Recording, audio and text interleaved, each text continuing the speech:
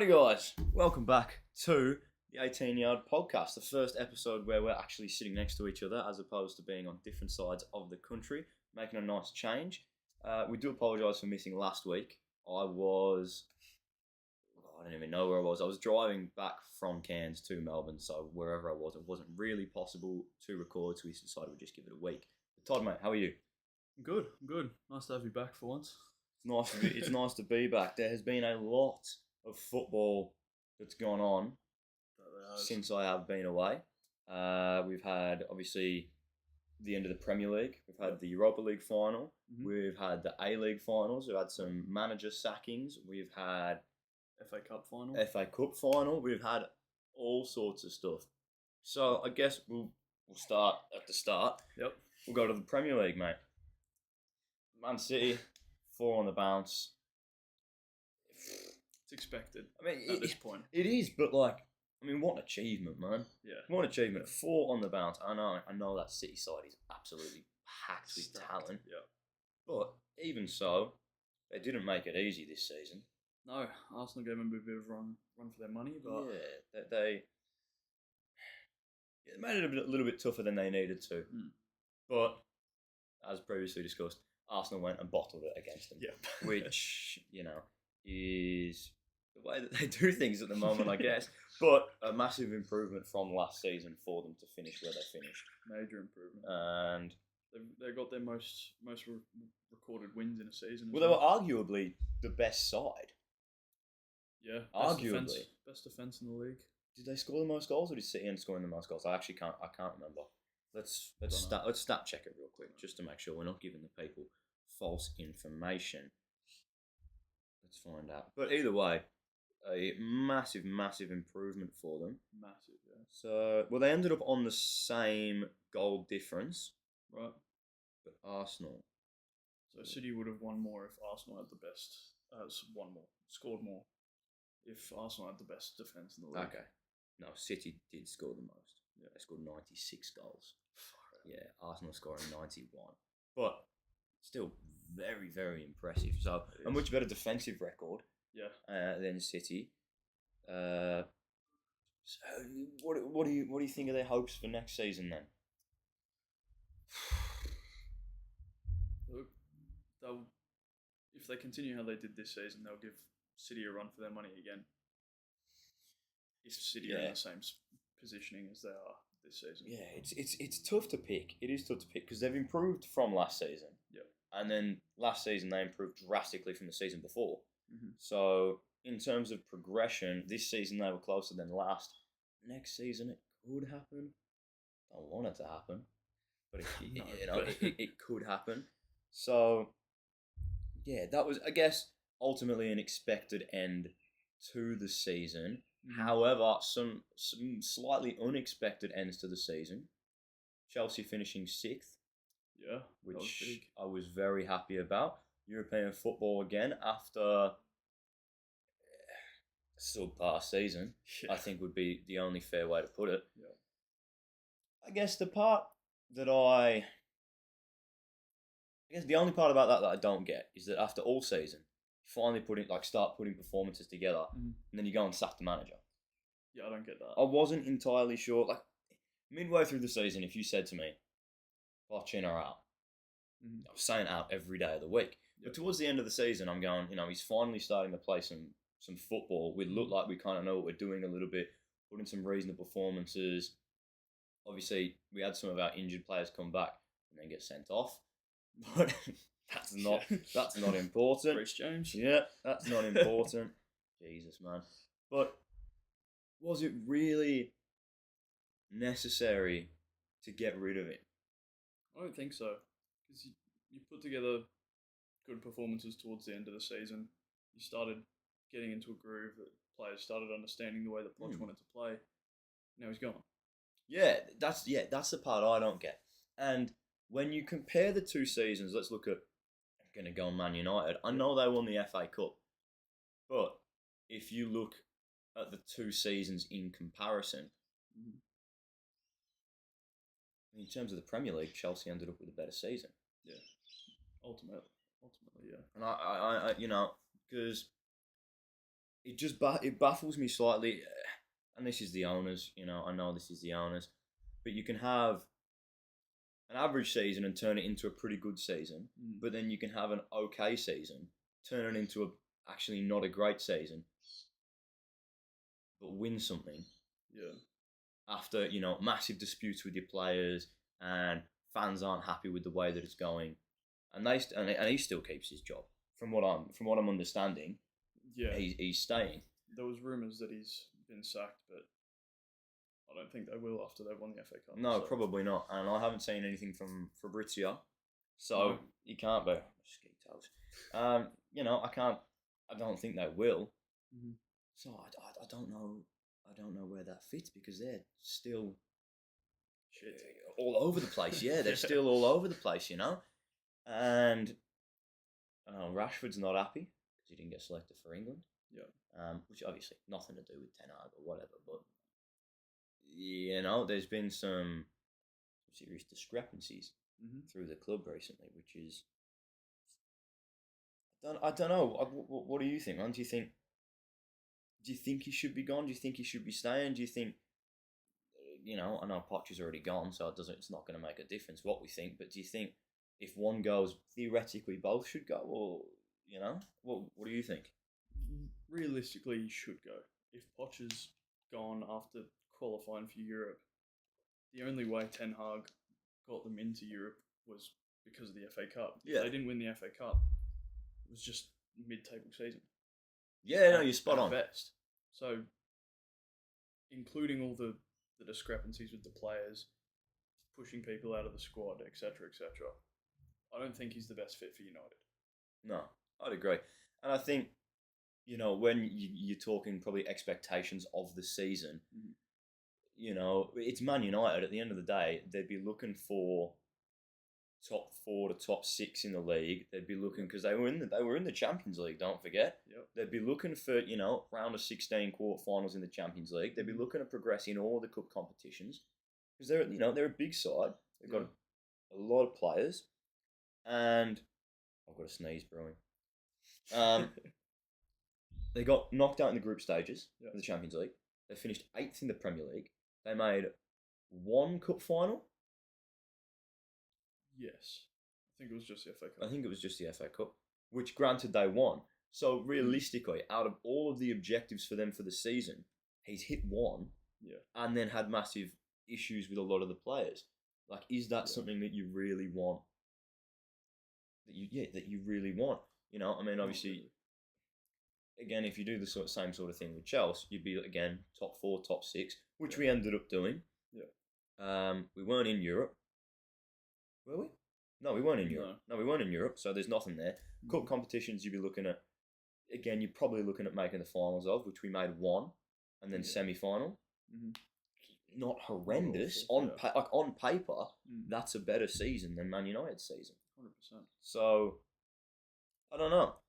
And now, the talks of who's getting brought in at Chelsea I don't know what I think about those either. So far, I've seen De Zerbi from Brighton, which wouldn't be awful. Wouldn't be awful, but we all remember what happened last time Chelsea got the Brighton manager. It was awful. But again, where did Brighton finish? I think they were 10th. Yeah, mid-table. 9th or 10th. Let me fact check this again, but it's a mid-table sort of job. Yeah. They were 11th. 11th. They were 11th. Is that the sort of manager that Chelsea Football Club really want? Probably not. I don't know. The other one is that Enzo I can't remember how to say his name.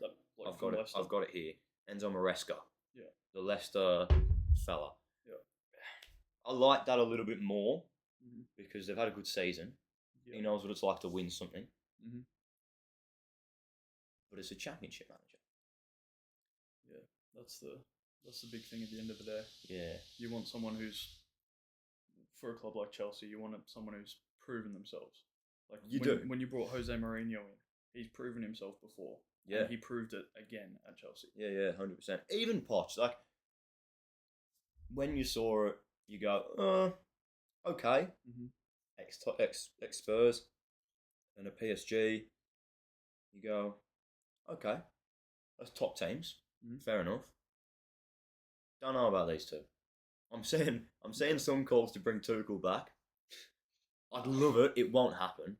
It won't happen. Won't. I think there's issues with the owner there. Mhm. But yeah, I don't know, man. It's tricky to call. We don't is. see all behind the scenes stuff, but when you like just looking face value, Mhm.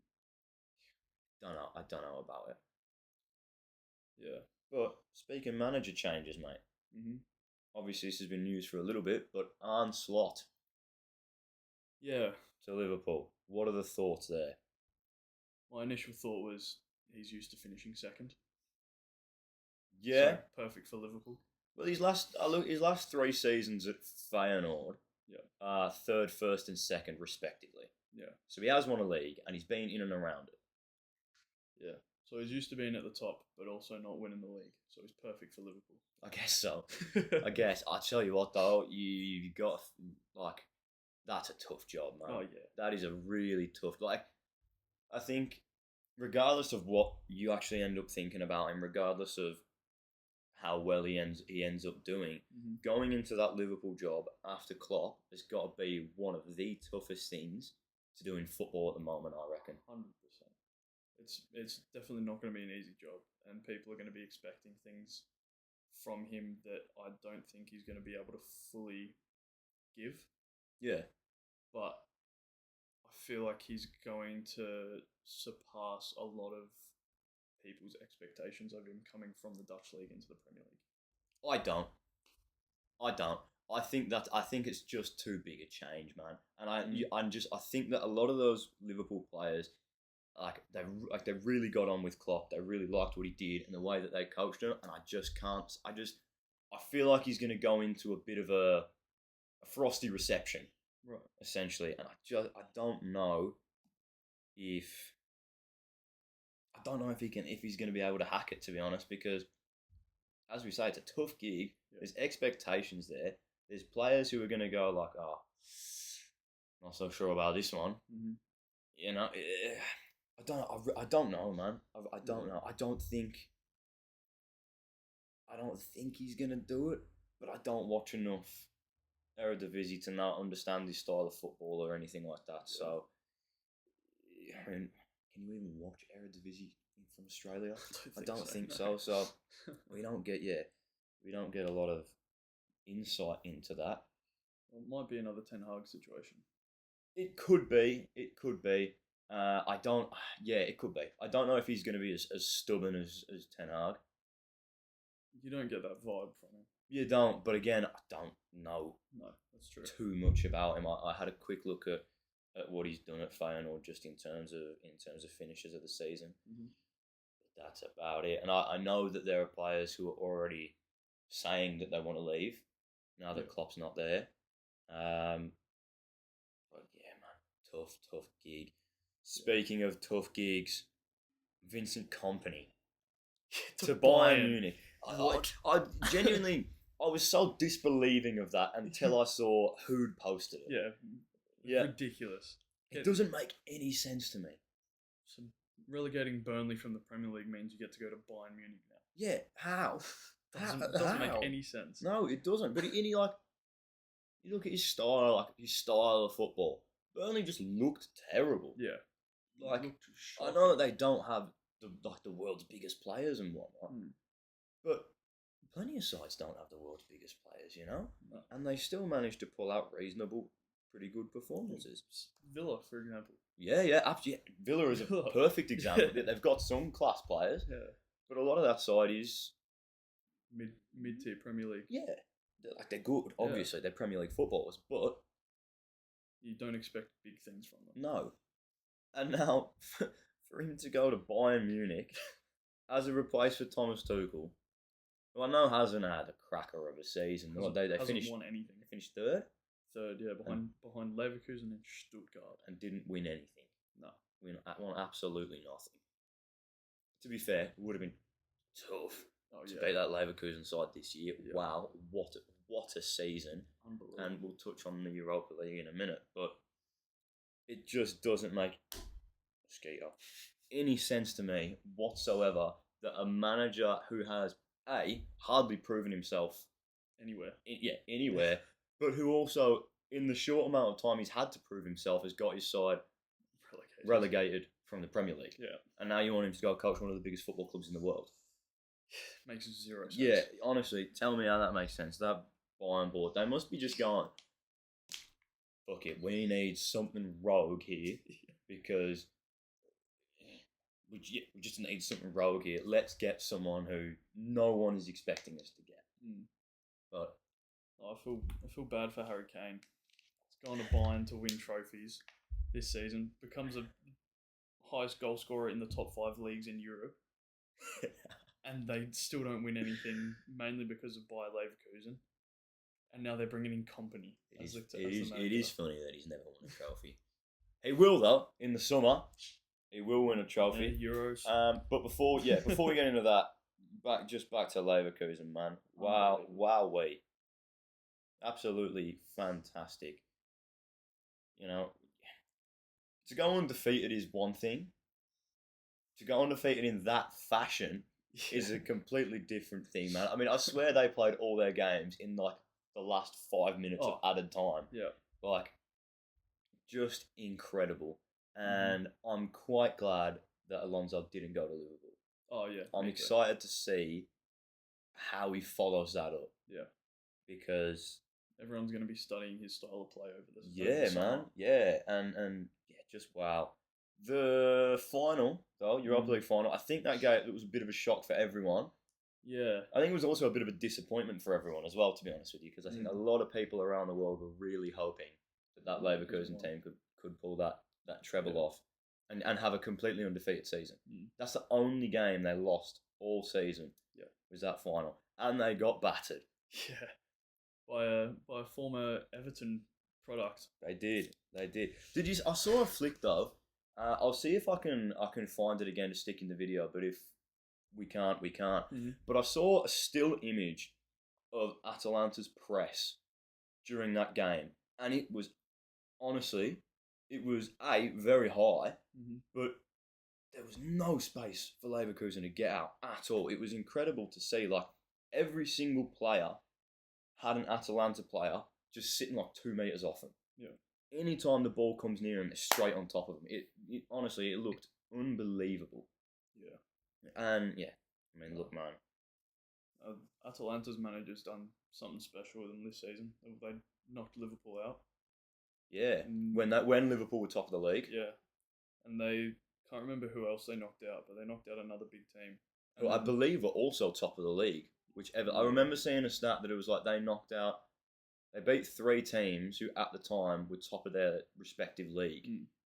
So in flying form. They finished what, 4th in Serie A? Something like that. I'm not entirely sure. Yeah. Quick sidetrack, by the way. Serie A have 9 clubs in European competitions next season. 9. And Napoli, who are current title holders. Well, they won last season. Yeah. Finished 10th and missed out. They're not in any of them. They're not in so any how do you have 9? How do you have 9? You've got... Is it just 3 in each? I think it's 4 in Champions League, 3 in Europa League, and 2 in Conference. I think. Yeah, possibly. But it's ridiculous. That is a nuts stat, actually. Because usually it's the Premier League who's got an outrageous amount of clubs in. Yeah. In those, but yeah, that is unbelievable. Look, yeah, 8 clubs. 8 clubs. Even so, 8 clubs. They got 5 in the Champions League, 2 in Europa League, and then 1 in. So 5. Who are the 5 in the Champions League then? Inter, AC Milan, Juve, Atalanta, and Bologna. Bologna is an interesting one. And then the 2 in Europa League are Roma and Lazio, and then Conference League is Fiorentina. Okay, that is a lot of clubs. Yeah, that is a lot of clubs. Well, Prem's got 6. Yeah, 6. Is it 6? City, Arsenal, Liverpool are definitely Champions League. Villa of Champions League. Spurs are Europa League. Spurs are Europa. United are Europa. Because they won, and then Chelsea they've got 7. Yeah, Newcastle didn't make it this year. Yeah. That's a lot of clubs, man. Yeah. Fair play to them. Fair play to them. We have a Champions League final this weekend. That we do. Champions League final this Exciting. weekend. I mean, the entire world's wanting Dortmund to win. Oh, for The sure. entire world is wanting Dortmund to win. I think honestly that's about all we can say about it. Like, there's not that much to touch on, really.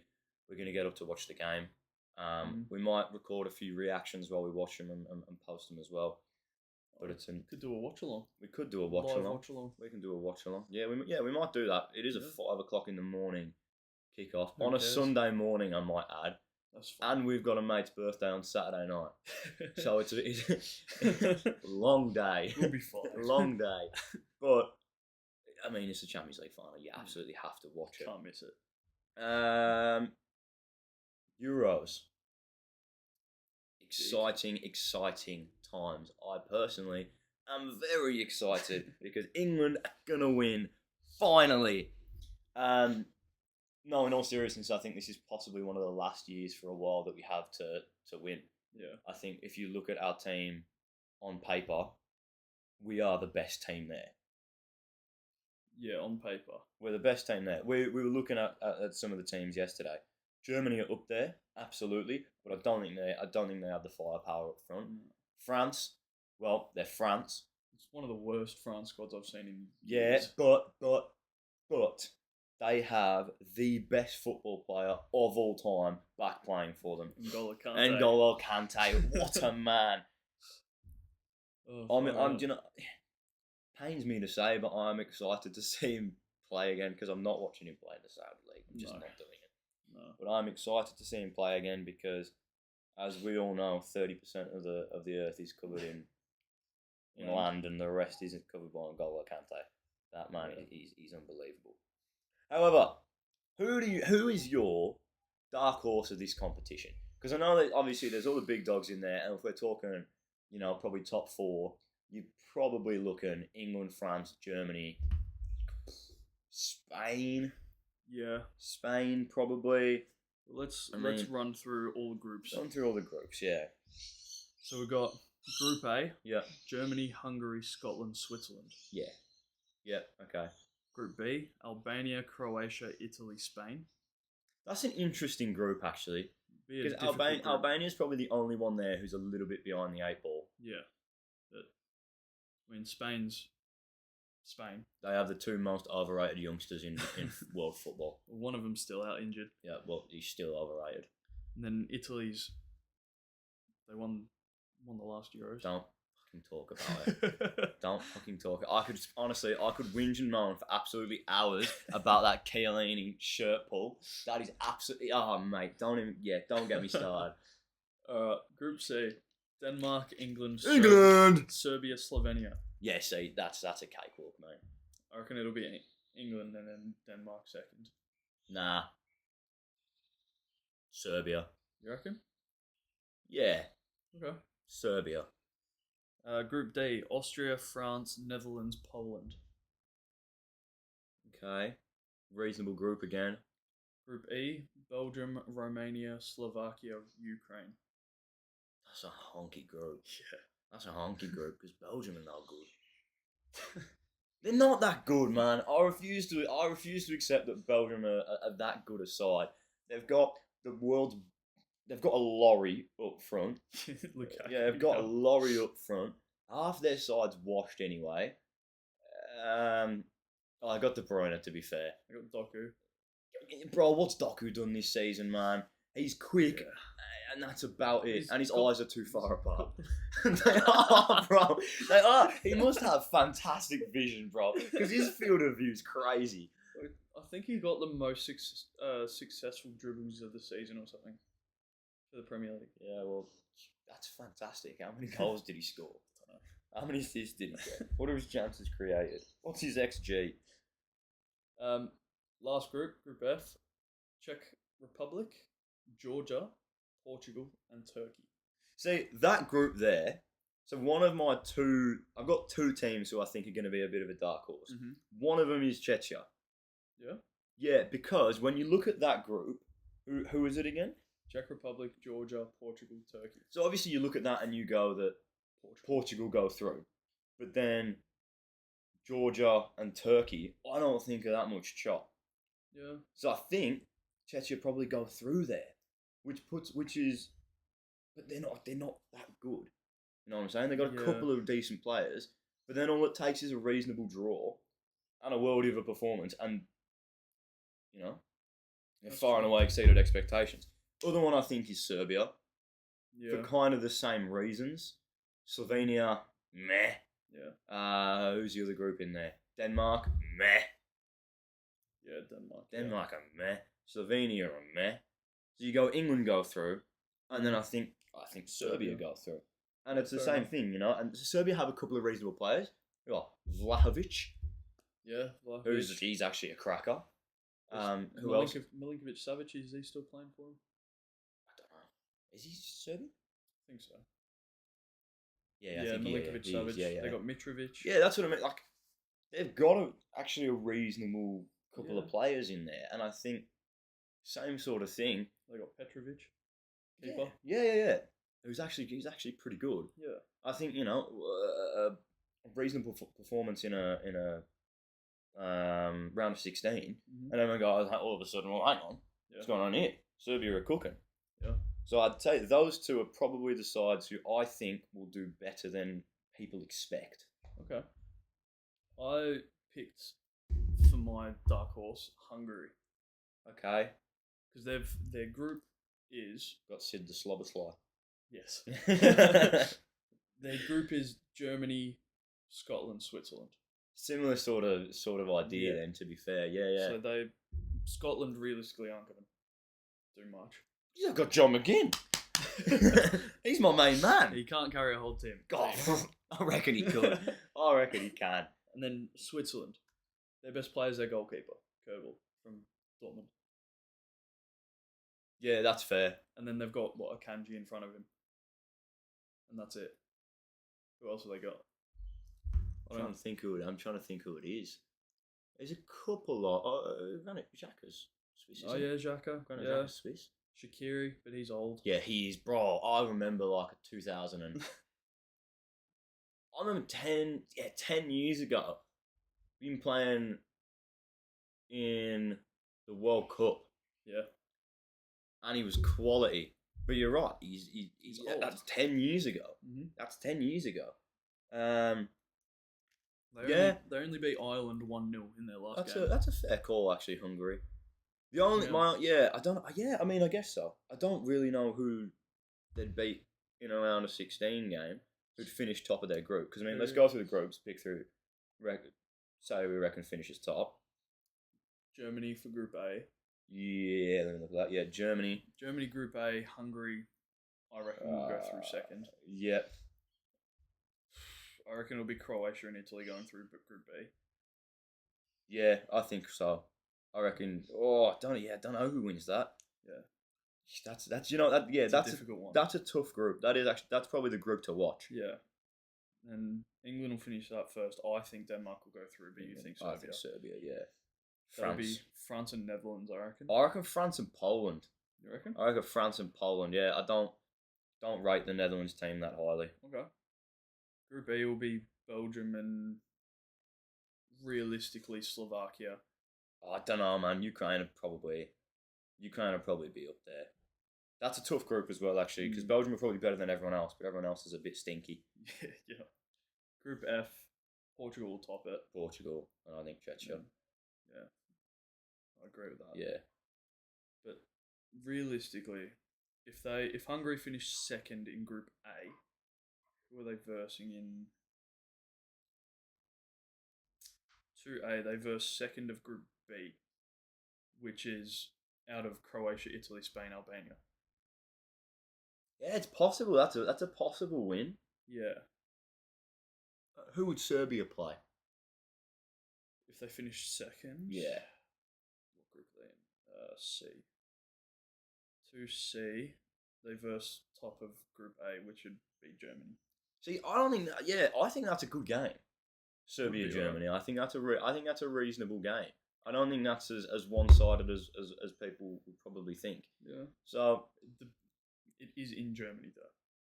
It is in Germany. Yes, I'm going to be there. Yeah. So Yeah, German- I'm excited for that. I'll make sure that I do some in the pub vlogs Yeah, good. because it will be unreal. We're not getting tickets, not a chance, but we'll get into some of the pubs because the atmosphere in some of those pubs will be absolutely fantastic. Yeah. I remember I was in Venice Mm-hmm. with my dad years ago now. Yeah, how old would I have been? 15 maybe? Yep. So 6 years ago now. And Juve were playing Barca in the Champions League in a knockout round. And I remember I think Juve won 3-1. That was one of the best atmospheres I've ever been in. I wasn't at the game. I was in some random tucked away Irish pub in Venice. Absolutely. Oh, it was carnage, man. It was unreal. That's awesome. But, yeah, an interesting... Be a great tournament regardless. It will be a good tournament. I think England have to win. I really do. I think you look at their side, you look at the depth, you look at the firepower, just the pure quality. You know, If England don't win, you got to ask: is Southgate the right person for the job? oh look, I know that there's already a lot of people saying that he's not. I don't know personally. It's a tough one to call because you can argue that he's had the most successful England period since 1966, but we haven't won anything. Yeah. So there's no success there. No. We've performed well, and everyone England fans now get excited about these tournaments coming up because there's a chance, but we haven't won anything. Exactly. And there has been hints of favouritism. Just a bit. Jordan Henderson. He's not there though. Up until now, yeah. He's not there for this one. But neither's Rashford. No Jadon Sancho with how he's played with Dortmund. Yeah, it's still. I don't. It's a tough one. That it really is a tough one because he just hasn't. He didn't do a lot when the big stage asked it of him. Yeah. And I know we've touched on Ten Hag and his issues and differences with players and whatever, and I know that definitely didn't help him in that environment. Mm-hmm.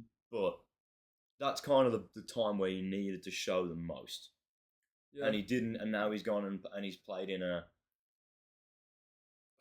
worse league, arguably a worse league for a side that will arguably perform better. In the final of the Champions League, and he has definitely been a part of that. And he looks like he's playing now, which is good. Like when you watch him play, he looks like he's playing.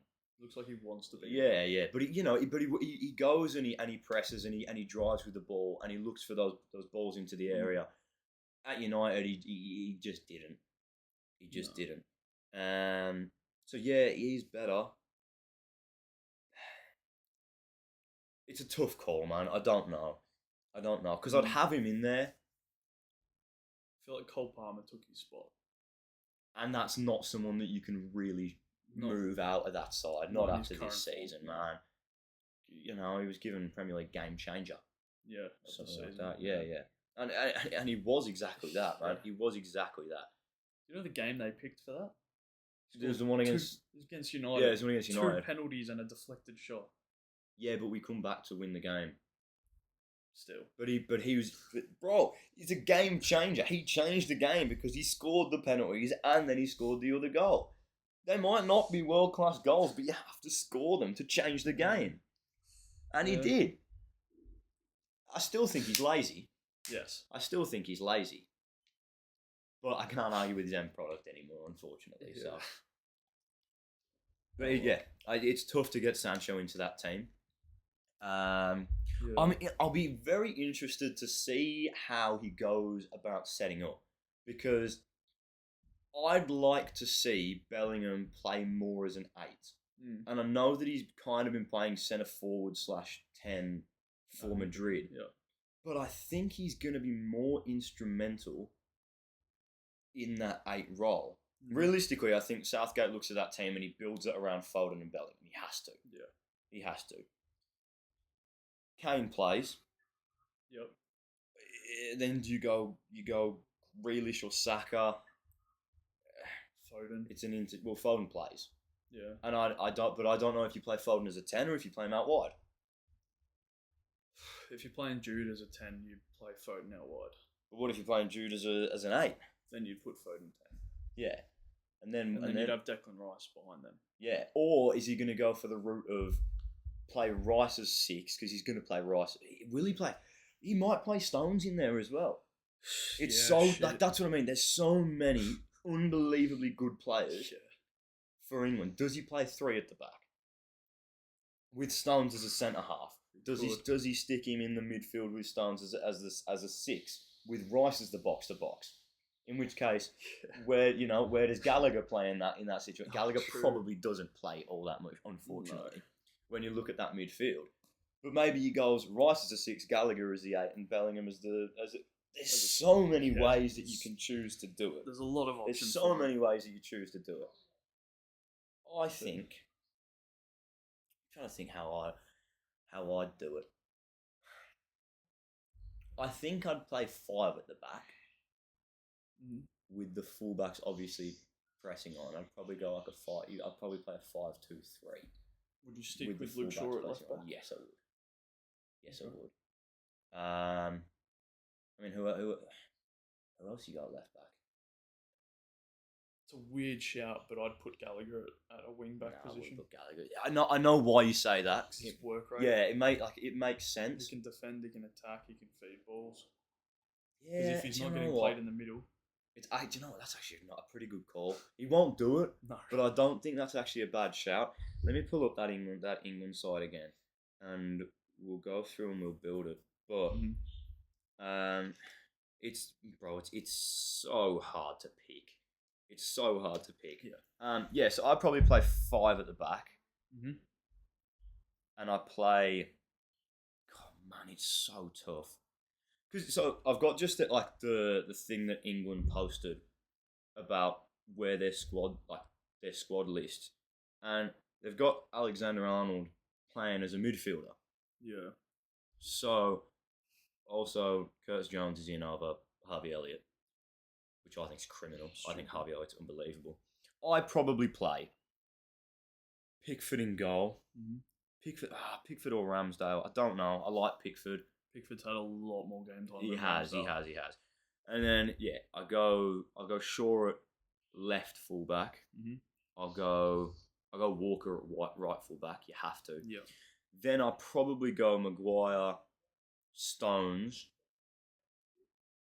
And honestly, I wouldn't be opposed to Branthwaite. Yeah. I wouldn't be opposed to him. Have the youth in there. Yeah, I'd like to go that. I can't say his name. Mark Guay. Yeah.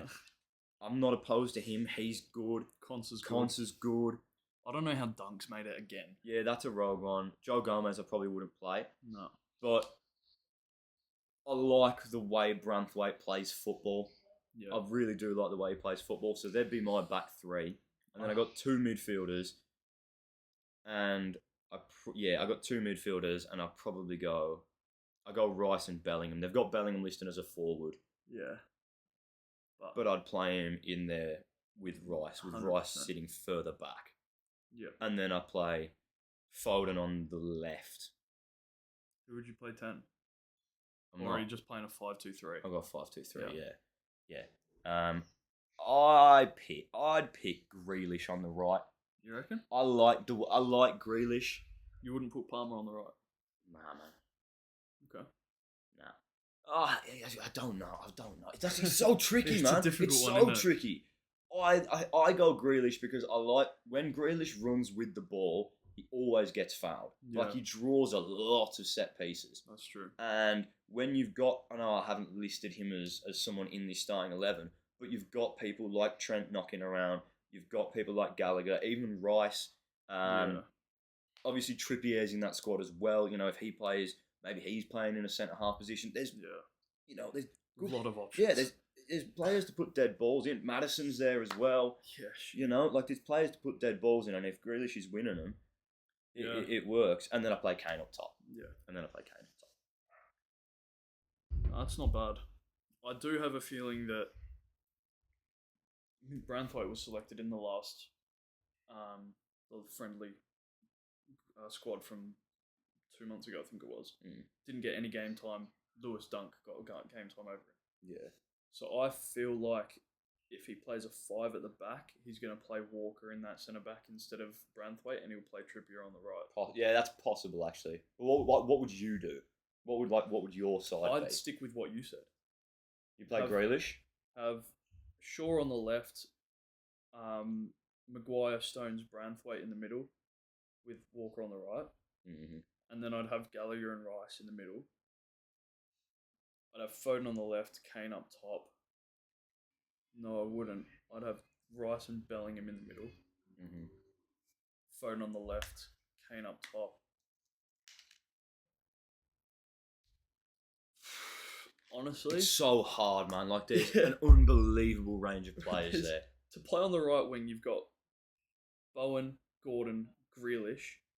Eze can play on the right. Palmer can play on the right. Saka can play on the right. Watkins can play out wide. Yeah. Madison can probably even play on the wing. That's could. 8 players out of the 12. And on the left, Eze can play there. Yeah. Foden can play there. Yeah. That's probably. I don't know if I'd play Palmer out there. No. But so who would your right winger be? Based on current form, it'd be Palmer. That's fair. I don't know. I like because Grealish gets a lot of stick when he plays, especially for England. You know, people pull on his hair and they make up. They take the piss out of him a lot. I feel like knockout stages, I'd play Grealish. Yeah, he pulls the fouls. He does, man. That's what I mean. Like, he just gets kicked. Yeah. But I guess we'll see. I'm really excited to see what's the kickoff date. I don't know what it is. It'll be middle of June. It's 19 days away. 14th? 19 days away, so whatever that comes out to. 15th of June. 15th of June. 5 a.m. here, 15th of June. I can't wait.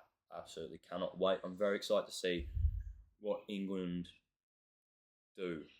Because, like I say, I think this is a really, really important tournament 100% for us.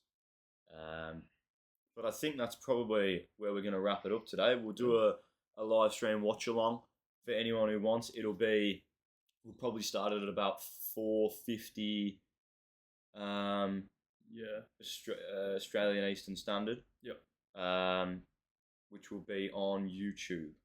Yes. On YouTube, we'll go live with that. And aside from that, we will see you guys next time we record. Thank you very much for watching and or listening. Please make sure to subscribe on YouTube, follow us on the socials, rate on Spotify, all that fun stuff. It's fantastic to be back in person. We'll see you next time, guys. Thank you very much. Cheers.